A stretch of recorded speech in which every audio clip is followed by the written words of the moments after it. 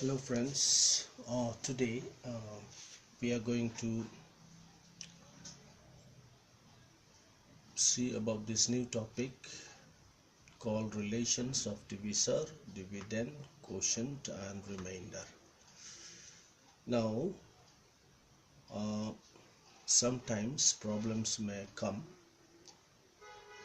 regarding finding one of these. Either you may be asked to find the divisor or the dividend or the quotient or the remainder, provided they give you three items and asking to find only one item. So here we have four items: divisor, dividend, quotient and remainder. So out of these four, usually they'll be giving you three of them, and they will ask you to find out one of them. They may give divisor, dividend and quotient and ask to find out the remainder, or they may give the remainder and ask the remainder, quotient and dividend and ask you to find the divisors. So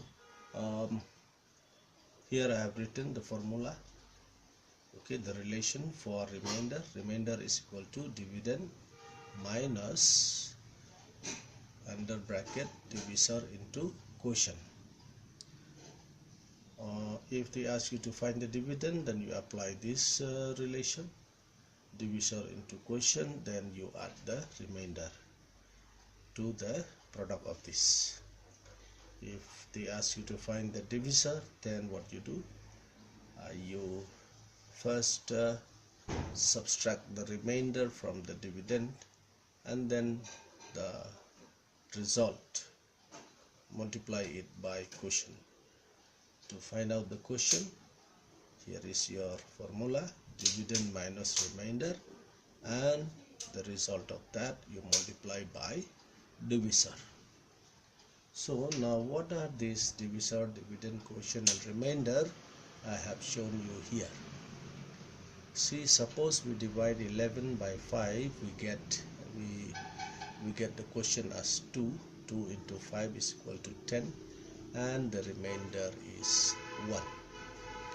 So this particular number here, which is 11, which we are supposed to divide, we call it dividend, and the answer that we get, we call it the quotient. So quotient is your answer, and the one that divides is called a divisor, and of course this is your remainder.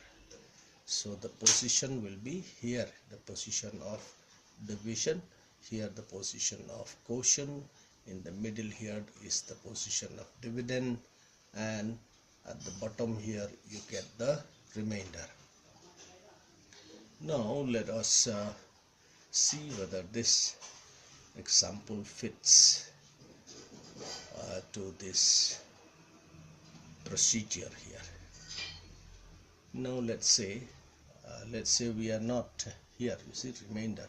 Let's say we have to find the remainder when dividend is given, divisor is given and quotient is given. So here what is our dividend is 11 minus divisor is your 5 into quotient is 2. You see, so see here 5 into 2 is equal to 11, so minus 5 into 2 is equal to 10, and here you have 11 minus 10 is equal to 1, which is your remainder here. Okay, so you have the remainder here. So to get the remainder, when dividend is given, divisor is given, quotient is given, how to get the remainder? We simply apply that formula.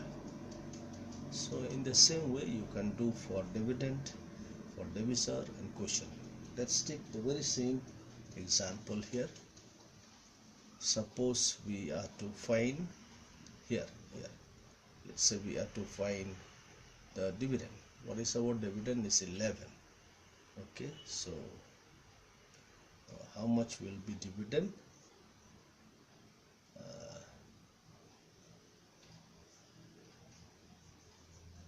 Okay, I write short form. Let me write in short form. Dividend is equal to, it's given divisor into quotient. What is our divisor there? Divisor is 5. Then we have to multiply this first with what? Quotient, that is 2. Then we add the remainder 1. See, 5 into 2 is equal to 10. 10 plus 1, we get 11. So here you see 11 is our dividend.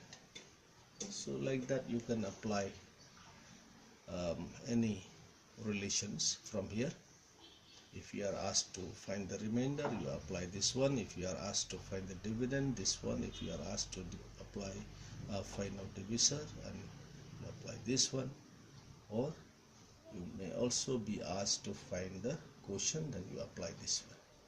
If you think it is quite lengthy, no problem. You remember any one of them, that will do. Supposing you remember this one just like this, R is equal to div for dividend,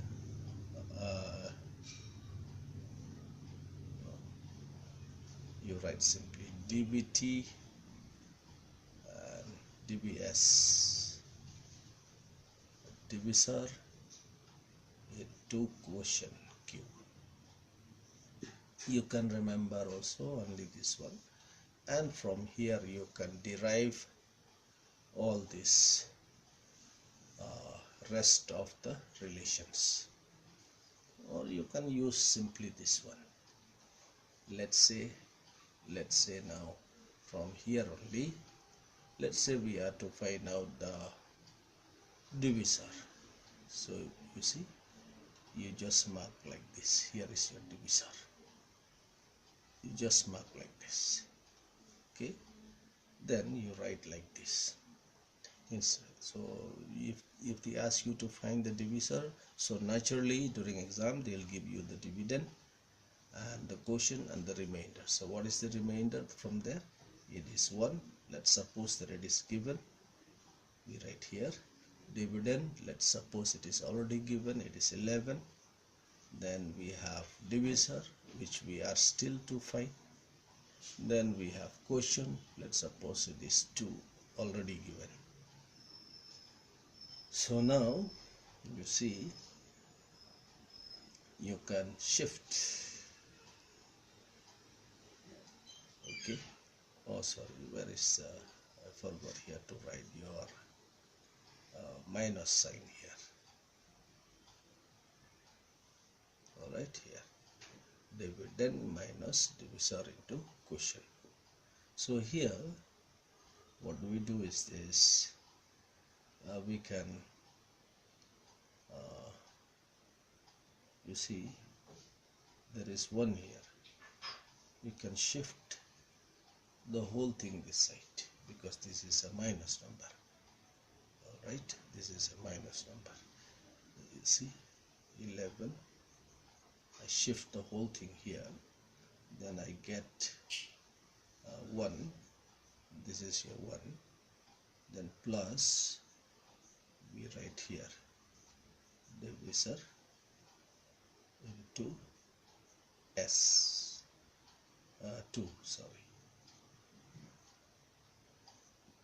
Then this number, okay, it is a pure number, so we can shift it this side. While shifting, this is a plus number. If we shift this side, it becomes a minus number. And here what remains is that dbs into 2. Now you can shift this 2 also that side. Let me subtract this one first. 11 minus 1 is equal to 10. Now this 2 also is a pure number, so better to shift it on the other side where the pure numbers are there. Now this is what you see. This is a multiple number, okay, a number that multiplies. So when it goes the other side, it becomes a number that divides. Okay, it becomes the divisor. So what you get here, dvs. Right, you can put these symbols here. Now you get dvs is equal to 5. See, your divisor here is 5. So like that you can actually remember just one and then perform all the other relations, okay, just by shifting them from left to right and right to left according to the demand of the sum. Alright, so that is quite simple. Let's say you want to find the quotient. Let me give you one more example. Let's say you want to find the quotient. So what you do here, under quotient you write q, then your multiplication sign, divisor, 3 things must be already given. That's why they are asking you to find the quotient. So let's assume that divisor is already given. What is our divisor is 5. Then minus, what is our dividend? Dividend also we must assume that it's already given, so it is 11, equal your remainder. Okay, with the same formula I can find out anyway, whether divisor, whether quotient, whether dividend or remainder. So now what we find here is that first, because this is a okay, let me do it like this. This becomes 5q. All right, now here this side is 1. All right, the next step, what you do, you take this minus number and you bring it this side, because here this 5 is not a pure number. Because why? Because q is attached to it, so we take it to one side. Alright, or you can take this 11 also this side, no problem. So 11, no, sorry, your 1, okay, this is a pure number, you can take this pure number the other side. But when you carry the number from one side to the other side, the sign changes, so it becomes a minus 11, and that side you get minus 5q. Now this one becomes minus 10, because minus is great, minus 11 is greater. So here you get minus 5 by q.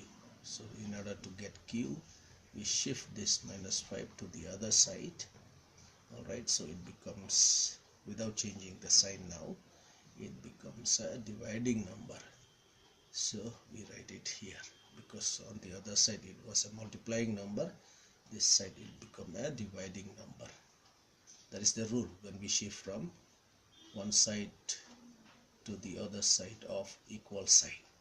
So we can cross this one, and we get, at the end we get, okay, let me write it here.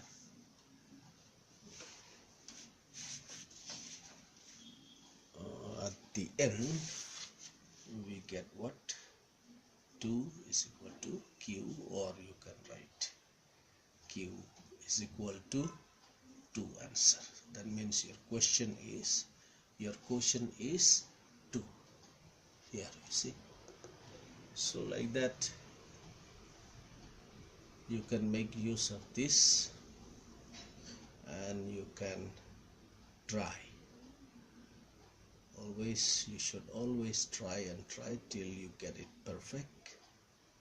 So that is the relation between, among, or divisor, dividend, quotient and remainder. These are very important to learn, even for your school exam, or especially for competitive exams. So I hope you have understood. Please don't forget to subscribe and like our videos by clicking on the bell symbol below the video and the like symbol below the video. Thank you.